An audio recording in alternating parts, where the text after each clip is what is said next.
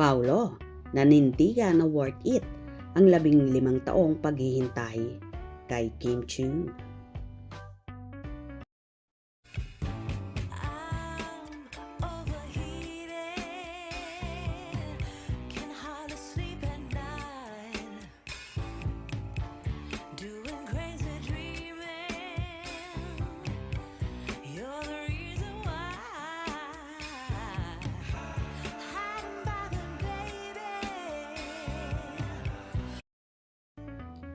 Perfect timing talaga ang naging pagtatambal ng Kim Pao ni Kim Chiu at Paolo Avellino. Para sa aktor ay worth it ang 15 taong paghihintay para makasama at makatrabaho ang dalaga na matagal na niyang pinapangarap. Ngayon ngang nasa kamay na ni Paolo si Kimi, tila ayaw nang pakawala ng binata ang dalaga. Ang pangalan ni Paolo Avellino ay hindi lang nakikilala sa kanyang husay sa pag-arte, kundi maging sa kanyang matinding paninindigan. Isang paninindigan na tila isa lang ang itinitibok ng puso, ang chinita princess na si Kim Chiu. Sa gitna ng showbiz kung saan pabago-bago ang mga partnership, ang ugnayan ng Kim Pao ay nananatiling matatag at ayon sa mga tagahanga, ito ay dahil sa pambihirang dedikasyon ni Paolo. Matagal nang usap-usapan sa industriya ang pagiging mapili ni Paolo Avellino sa kanyang mga proyekto at leading lady. Ang kwento ng kanyang pagtanggi sa ilang malalaking papel ay patunay lamang dito. Ang isa sa pinakamalaking chismis ay ang pag-iwas niya sa papel na fantaserye na Darna, na kalaunan ay napunta kay Enrique Hill bilang leading man. May mga bulong-bulungan din na una niyang inayawan ang proyektong Dirty Linen, kung saan sana sila magkakatrabaho ni Janine Gutierrez. Ang kanyang desisyon ay lalong nagbigay diin sa paniniwala na mga Kim Pao fans. Siya ay naghihintay lang para sa tamang pagkakataon at iyon ay kasama si Kim Chiu. Ang Dirty Linen ay naging pambihirang pagbubukod sa kanyang patakaran.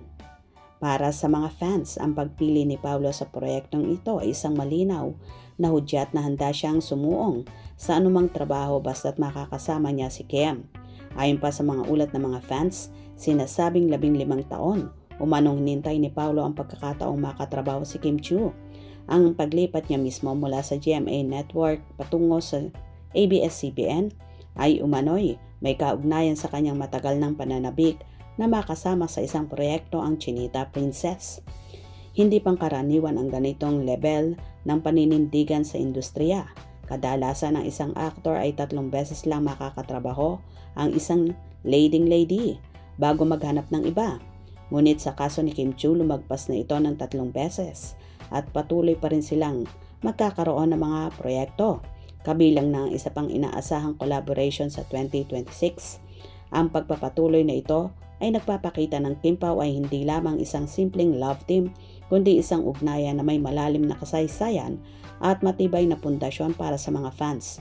Ito ay manifestasyon ng kanyang paninindigan na ayaw niyang piliin o baguhin ng sinuman.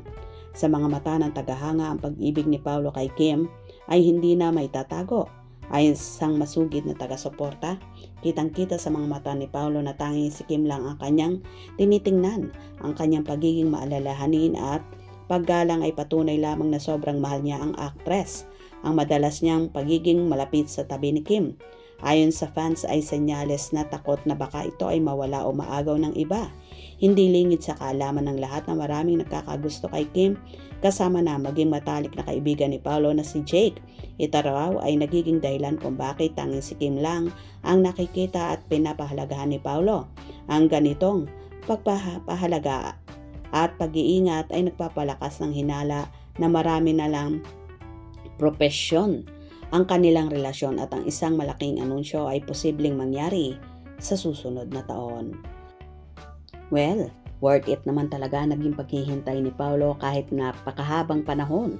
Ang importante ay nakasama niya at nasa tabi niya ang kanyang pinapangarap at inaasam-asam niyang matagal na si Kimi.